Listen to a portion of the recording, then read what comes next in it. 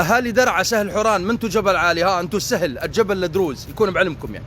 الجبل لدروز، للكرد، للعلويه، للمسيحيه، اشداء اسود الجبل، وصعب طلوع الجبل، بس انتم سهل، اسمه سهل حوران، وسموكم حوران لانه حتى حيرتوا حتى النبي. زين. البقر الاسرائيلي تقدرون تقولوا له هش؟ لا.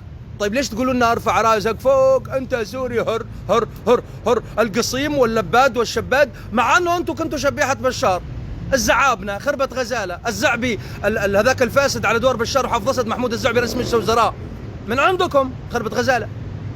عندك الشرع، عندك المقداد وغيره كثيرين، ناهيك عن الضباط الباقين من الدرعا كلهم شبيحه بشار وحافظ اسد. والان ما تقدرون تقولون للبقر الاسرائيلي هش بالجنوب، انه دوله يحتلها بقر، مدينه درعا احتلها البقر، والله ولا درعاوي يقدر يقول لهم هش، ويقول لك ارفع راسك انت حر. طيب شو ارفع راسي يعني حر؟ شلون ارفع راسي يعني حر؟ وعيني ما التخمين، عينك ما التخمين، حتى الطرب شوهتوه.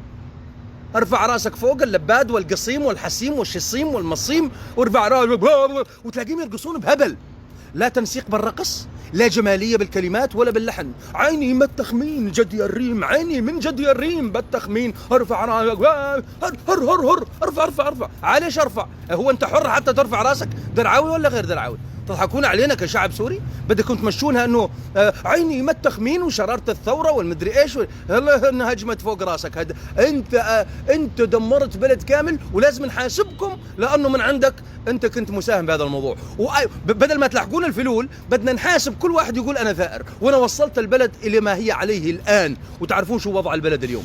زين؟ بدنا نحاسب كل واحد يقول انا ثائر وابن ثوره، بدنا نحاسبك. وهو ذنب، ذنب انك ابن ثوره، ذنب. ليش انت اي ثوره انت تطرد بشار وحافظ اسد وكنت شبيح عندهم من الزعابنه وغيره كلكم، وحتى بادلب بكفر نبل وغيره كلكم، كل من يدعي الثوره، وخصوصا درعا وبنش وكفر نبل كانت مدينه الشرطه، قال ثوره. اي ثوره؟ مو حسن كانت مدينه الشبيحه اكثر من القرداحه فيها، طبعا اكثر من القرداحه، موسكو الصغرى فيها ضباط، ودرعا نفس الشيء، وكفر نبل ما تقول النظام علوي. عيني ما التخمين، ارفع راسك. انتم فهمانين الحريه انه فوق الحاء نقطه؟ هاي هي الحريه.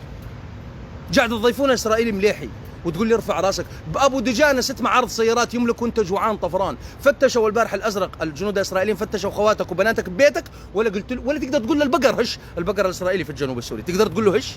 جاي تقول لي ارفع راسك فوق، انت حر وانت حر، وعيني ما التخمين، عيني جدي الريم، عيني شوهت النغم والطرب واللحن. يا اخي غنوا مثل الاطرش، مثل اسمهان، مثل اهل سويدة الجبل، الاغاني الجميله اللحن خالص.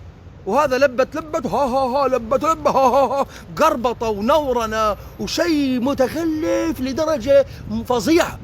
وروح شوف الشط وسخ، امن وامان ما فيه، يحكمهم واحد باسم ربي الحيه، لا يقرا ولا يكتب، من باذنجانستان، يتحكم بهم، وفوقها جوزوا خواتهم، ويقول لك ارفع راسك انت حر. يا حر انت، يا احنا نعرف مين يحكمنا اليوم، نعرف وين دولته على الخريطه، تقول لي حر؟